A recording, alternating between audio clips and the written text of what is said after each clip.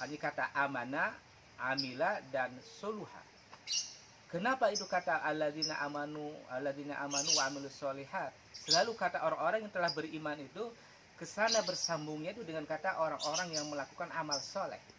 Sementara kata amanu, amal soleh itu adalah bahasa Arab. Kalau kita artikan menurut secara makna leksikal, secara bahasa, amanu itu artinya orang-orang yang telah aman.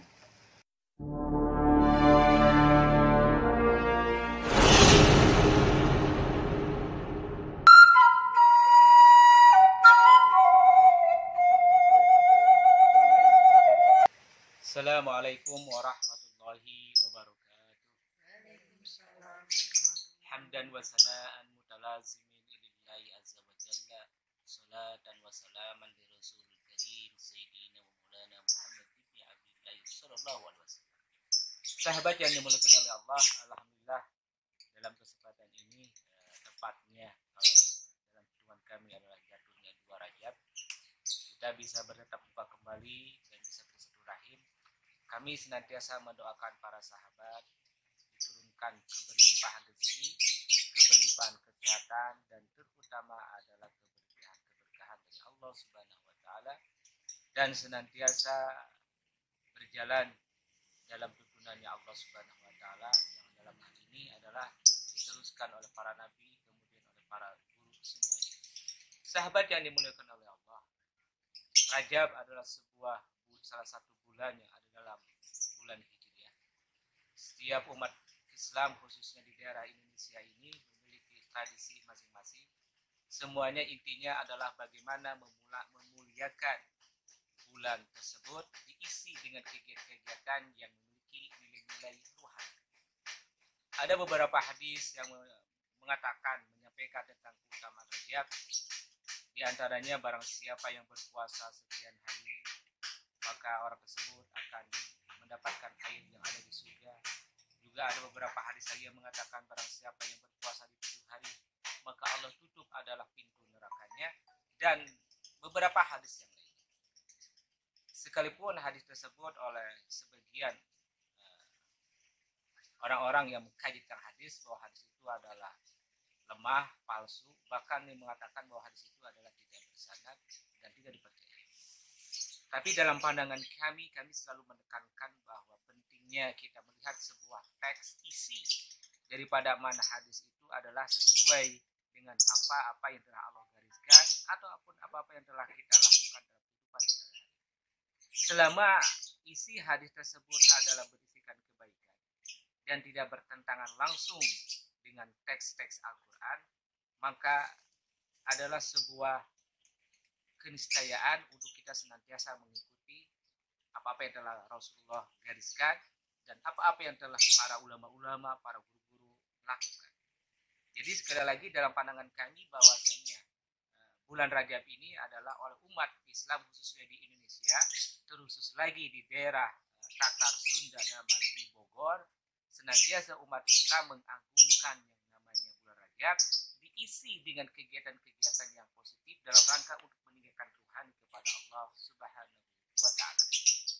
Itu yang terpenting. Yang pertama adalah sekali lagi bahwa umat muslim ini merayakan, memuliakan bulan itu dengan diisi dengan berbagai macam kegiatan yang bersifat rohani untuk meningkatkan nilai-nilai ibadah kepada Allah Subhanahu wa taala. Itu yang perlu digarisbawahi.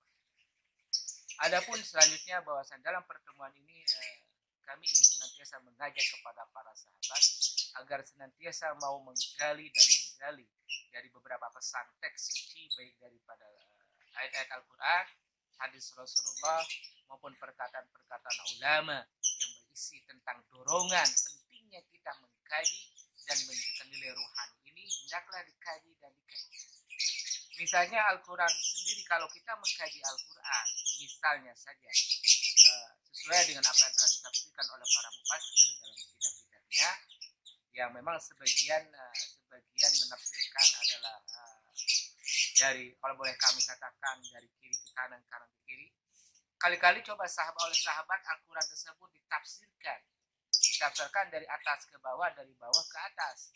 Artinya sebagaimana yang disampaikan oleh Raden Ngabei Hirang Gowarsi, seorang sastrawan besar yang beliau keturunan dari pernah mengatakan, setelah aku katanya mencampur aduk, membuka huruf per huruf, dan kami bongkar huruf per huruf daripada ayat Al-Quran tersebut, maka baru kami menemukan saripati daripada Al-Quran. Hal ini senada sama juga telah disampaikan oleh Syaikhul Akbar Ibnu Arabi dalam tafsirnya Al-Quran, bahwa beliau mencoba membuka ranah isi daripada Al-Quran dari sisi esoteris atau dari tafsir isyari, yang mana tafsir isyari ini adalah jarang dilakukan oleh para mufassir, dan memang dalam menerjemahkan tafsir isyari atau esoteris ini diperlukan sebuah daya ruhani yang dalam, terutama bagaimana berinteraksi dengan sang pemilik daripada kalam suci ini, yaitu Allah Subhanahu wa Ta'ala. Juga harus punya nilai ruhani, bagaimana bisa berkomunikasi dengan yang namanya penerus, penyampai daripada Al-Quran, yaitu Sayyidina Muhammad Sallallahu Alaihi Wasallam. Oleh karena itu kami tidak luput dan tidak pernah putus-putus untuk mengajak, mari kita menafsirkan, mari kita mengkaji Al-Quran dari berbagai macam dimensi, khususnya bagaimana menerjemahkan Al-Quran itu sesuai dengan Allah inginkan, dan sesuai juga yang dipahami oleh Muhammad Sallallahu Alaihi Wasallam dan para sahabatnya di masa era yang pertama. Itu yang perlu kita.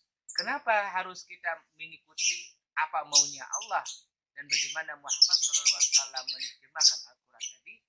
Jelas bahwa Allah katakan, ya ayyuhallazina amanu la tuqaddimu baina yadayillahi wa rasulih. Hei orang-orang yang beriman, hendaklah kalian jangan mendahulukan Allah dan Rasulnya. Artinya ayat ini mengatakan kepada kita, hendaknya kita dalam melakukan segala sesuatu harus tanya dulu secara juklak, secara juknisnya kepada siapa? Kepada Allah Subhanahu wa Ta'ala. Yang kemudian secara juknis kita tanya kepada Muhammad Sallallahu Alaihi Wasallam. Begitu juga dalam Al-Quran kita harus tanya kepada Allah. Cuman permasalahan Allah yang bagaimana kita bisa berinteraksi setiap saat dengan Rabbul Jalil, dengan yang sang pemilik daripada kalam suci tersebut. Nah, ini sebuah pertanyaan besar tentunya, tapi maupun tidak sedikit demi sedikit kita harus mengkaji dan mengenal Allah Subhanahu wa Ta'ala secara dekat, sehingga kita bisa berkomunikasi setiap saat saja. Karena Allah senantiasa berkomunikasi dengan hamba itu lebih daripada 24 jam. Kenapa lebih daripada 24 jam? Ya, artinya ketika kita libur, kita istirahat, Allah itu tidak pernah yang namanya Allah tidur maupun istirahat. Allah senantiasa bergerak. Allah senantiasa melakukan aktivitas, kalau boleh kata aktivitas, untuk namanya untuk namanya menggerakkan kehidupan ini, terutama bagaimana berinteraksi dengan para hambanya. Banyak hadis-hadis yang mengatakan bahwa Allah tanazzalul malaikatu ila sama itunya, bahwa para malaikat turun ke langit bumi ini adalah dalam sepertiga malam. Begitu juga Allah dan para malaikat juga senantiasa turun.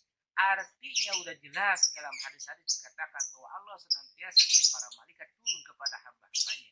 Tinggal bagaimana kita itu bisa menerima, bisa kedatangan, bahkan kita tidak pernah terputus satu detik pun dengan Allah Subhanahu wa Ta'ala. Oleh karena itu para sahabat yang dimuliakan oleh Allah, dalam kesempatan ini kami senantiasa mengajak untuk bagaimana kita berinteraksi dengan Allah Subhanahu wa Ta'ala.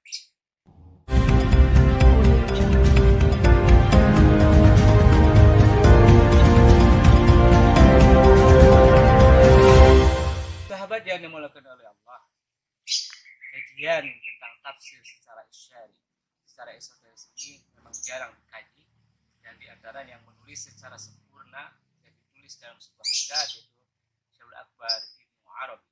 Semoga dalam kajian nanti yang senantiasa kami sampaikan di media yang sempurna itu, di media YouTube tentang kajian tafsir, dan dalam hal ini juga kami akan menyinggung sedikit daripada beberapa pernyataan Ibnu Arabi dalam tafsirnya, tafsir Syaikhul Akbar Ibnu Arabi.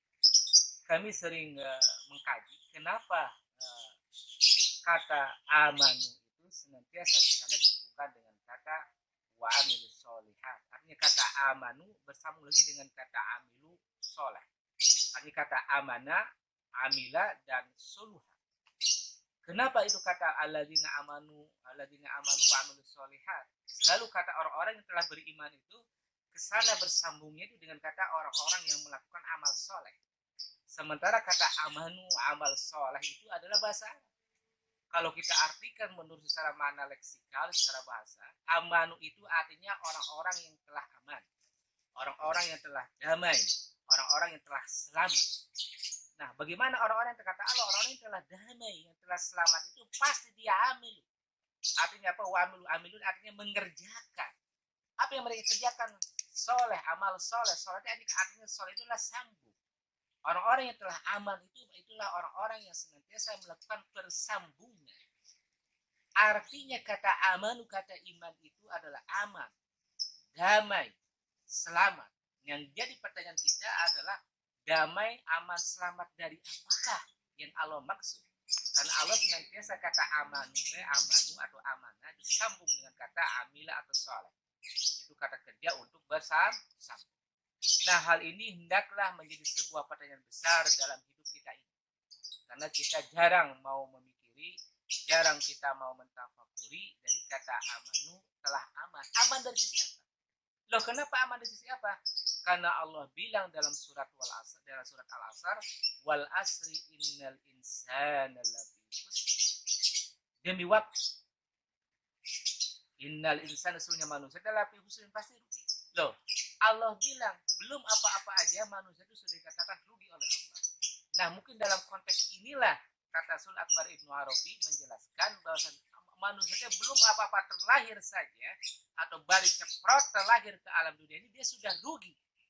Nah, oleh karena rugi itulah harus disambung, harus diamankan, harus diselamatkan agar tidak rugi selamanya.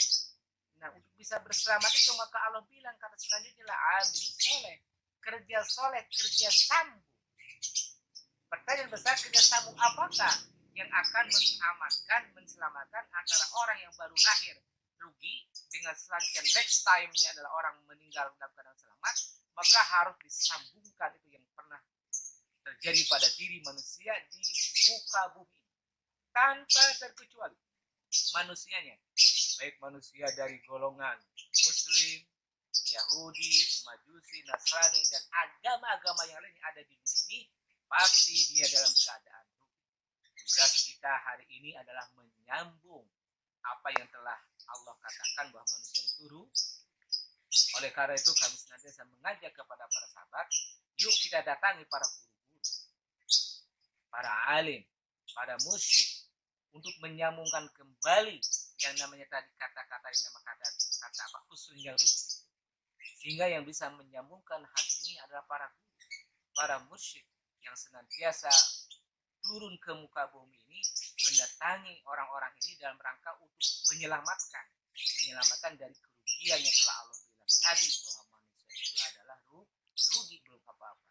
Nah, jangan sampai kerugian ini teralami sampai nanti di akhir hayat maka senantiasa kami mengatakan lagi kepada para sahabat, yuk kita cari, kita pahami ayat-ayat Al-Quran ini apa yang dimaksud dengan kata amanah, amilah, dan soleh, sehingga kita betul-betul selamat di dunia dan pastinya kita selamat di akhirat. Mungkin sebelum kami tutup, kami senantiasa mendoakan kepada Allah Subhanahu wa Ta'ala agar para sahabat yang senantiasa bersilaturahmi di dunia ini, ketika memang hari ini dalam keadaan merugi, semoga dalam akhir hayat sahabat-sahabat semuanya betul-betul selamat, betul-betul damai, dipertemukan dengan guru yang bisa menyambung kerugian tersebut, disambung dengan kedamaian, disambung dengan kita.